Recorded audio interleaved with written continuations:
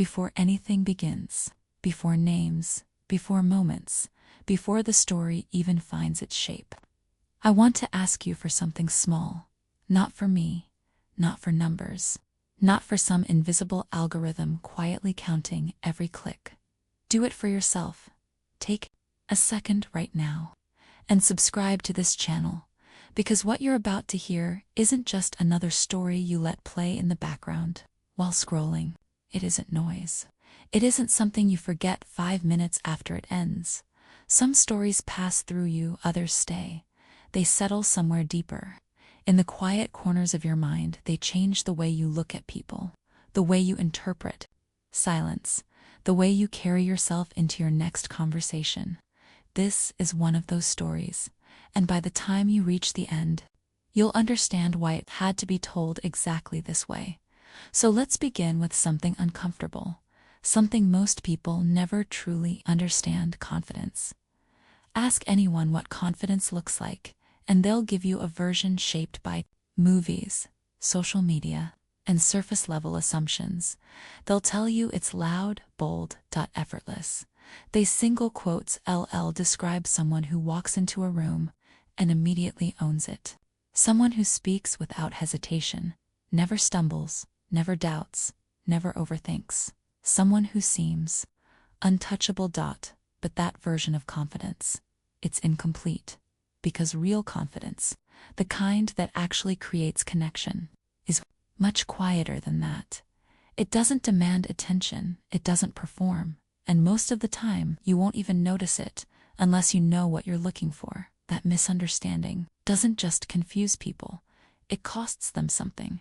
It quietly destroys their chances at forming real, meaningful connections, without them ever realizing why. I know that because for a long time, I was one of those people. From the outside, it looked like I had everything figured out. People assumed I was confident, not trying to be, just naturally that way. Like it was built into me. They believed I walked into rooms already knowing where I belonged, that I never hesitated before speaking, that conversations somehow flowed in my direction without effort, that when I spoke, people listened because they wanted to. They thought I didn't overthink, didn't replay conversations in my head at 2 a.m., didn't question whether I'd said too much or not enough, didn't sit there wondering why someone's tone shifted halfway through a conversation. But none of that was true, not even close, because what they never saw were the moments after everything ended, the quiet part, the part no one talks about, the silence, not the peaceful kind, but the heavy kind, the kind that lingers, the kind that feels louder than rejection itself. I remember sitting alone on my bed, phone in my hand, staring at a conversation that used to feel warm, now suddenly distant, refreshing messages that never came, reading the last text over and over again, trying to find something hidden between the lines, trying to understand what changed. But there was never a clear ending, no confrontation, no explanation, just distance, slow, subtle, unavoidable distance, and somehow that hurt more than rejection ever could. Because rejection is direct. It gives you something solid to react to. But this was different. This made me feel something harder to explain. I wasn't invisible. That would have been easier. I was overlooked. And being overlooked carries a different kind of weight, because it means you were seen and still not chosen. It wasn't like I had nothing to offer. I wasn't unattractive. I wasn't boring. I had friends. I had opinions. I had a life that, from the outside, looked completely fine. If someone glanced at my social media, they'd probably think I was doing well. Happy, put together, like everything was in place. But beneath that surface, something kept breaking, quietly, repeatedly, every time. I wanted something real. Every time I leaned in emotionally. Every time I allowed myself to believe. Maybe this time would be different. Maybe this time someone would meet me halfway. But they didn't. Conversations stayed surface-level. Dates ended early with soft excuses. and then stopped. No conflict, no drama, just fading. And that fading always felt personal, like it was pointing back at me, like I was the reason something wasn't sticking. What made it worse was watching other women move through the same spaces. So differently, we were in the same rooms, same conversations, same environments, but completely different outcomes. They laughed, and people leaned in, not in an obvious way, not deliberately, it just happened. They spoke, and weeks later, people still remembered small things they had mentioned once. Meanwhile, I was analyzing everything, every word, every pause, every laugh that didn't land the way I wanted it to, every smile that felt just slightly off at first. I thought it was how I looked, so I changed that dot. Then I thought it was my voice, so I adjusted that to dot. Then my clothes, then my expressions. Even the way I laughed. I practiced laughing differently, softer, lighter, less noticeable than I worried it sounded fake. So I changed it again and again and again.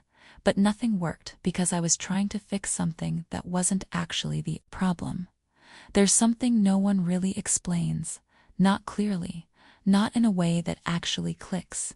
Attraction isn't about impressing someone. It's not about performing. It's not about proving your worth in subtle, exhausting ways. It comes from something much simpler and much deeper. It comes from how someone feels when they're around you. I didn't learn that from a book or a video or a piece of advice. I learned it from a man who barely spoke. His name was Daniel Brooks. And the first time I noticed him, he didn't stand out, at least not in the way you'd expect. It was at a friend's birthday dinner, one of those long tables where too many conversations happen at once. People talking over each other, laughing loudly, trying to be heard, trying to be seen. But Daniel, he wasn't doing any of that. He wasn't the loudest person there. He wasn't telling impressive stories. He wasn't trying to control the room. In fact, if you weren't paying attention, you might not have noticed him at all. And yet, people kept gravitating toward him. Men respected him almost instantly. Not loudly, not in a showy way, just naturally. Women leaned in when he spoke. Even strangers seemed to trust him. Within minutes, there was no obvious reason for it. No dramatic personality, no attention-seeking behavior, no visible effort. And that's what unsettled me. Because whatever he had, I couldn't see it, but I could feel its effect by the end of the night. One thing became clear. Daniel barely talked about himself. He didn't try to impress anyone. He didn't try to prove anything. Instead, he did something almost no one else at that table was doing. He asked questions, but not the usual ones. Not the kind you ask just to fill silence. Not, "What do you do?" Not, "Where are you from?" His questions made people pause. They made people think. They made people feel something. And when someone answered, he didn't interrupt. He didn't wait for his turn to speak. He didn't drift away mentally. He listened, fully, completely. When Daniel looked at you, something shifted. The room felt quieter. Time slowed down. And for that moment, you felt like you mattered. Not in a dramatic way, not in an overwhelming way, but in a calm, grounded, undeniable way. And that feeling stayed with you a week later. I saw him again, at a small cafe, completely by chance. Or maybe not. This time, I didn't just observe. I asked him directly, "What's your secret?" He smiled. Not a practiced smile, not a confident one, just a quiet, understanding expression.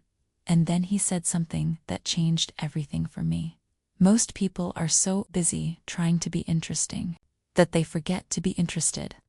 That sentence stayed with me long after the conversation ended, because for the first time, something made sense. All those moments where I was trying too hard, all those conversations where I was focused on saying the right thing, all those times I believed I had to perform to be liked. I had it backwards. Connection doesn't come from performance. It comes from presence. People don't remember your exact words. They don't remember how clever you sounded. They don't remember the perfect story you told. They remember something much simpler: how they felt. When they were with you, did they feel safe? Did they feel seen? Did they feel understood? Because when someone feels emotionally recognized, their body responds before their mind does. Their shoulders relax, their breathing slows. Their smile becomes real. Not polite, not forced, not real. And once I understood that, everything started to shift, not instantly, not dramatically, but quietly. And that quiet shift changed every interaction I had after that. But here's the part no one prepares you for. Understanding this is one thing. Living it is something else entirely. Because knowing what to do doesn't mean you'll do it naturally. It doesn't mean the old habits disappear overnight. It doesn't mean the overthinking stops immediately. In fact, in the beginning, it gets harder. Because now you're aware of how often you interrupt, how often you wait for your turn to speak, instead of actually listening, how often you think about what to say next, instead of being present. And that awareness can feel uncomfortable, almost frustrating, but it's also where change begins. So I started small. Instead of trying to impress, I focused on understanding. Instead of thinking about what I could say next, I focused on what was being said right now.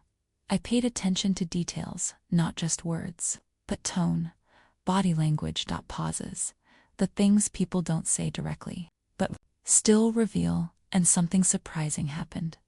Conversations felt different, lighter, easier, not because I became more entertaining, but because I became more present. People started opening up more, sharing things they normally wouldn't, trusting me in ways they hadn't before, and for the first time.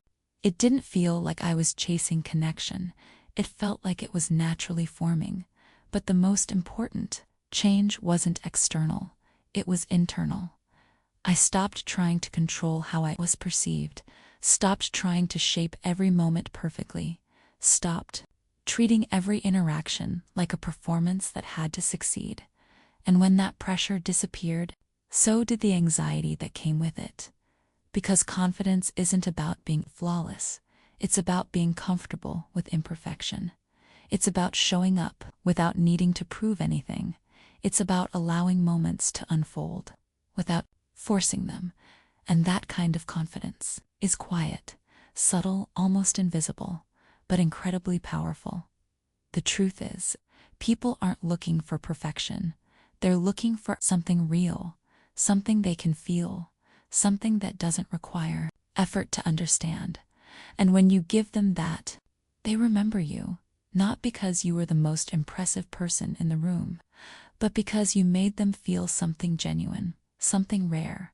So if you've ever felt overlooked, if you've ever wondered why connections don't seem to stick, if you've ever believed that maybe something about you just isn't enough, consider this. Maybe you're not the problem.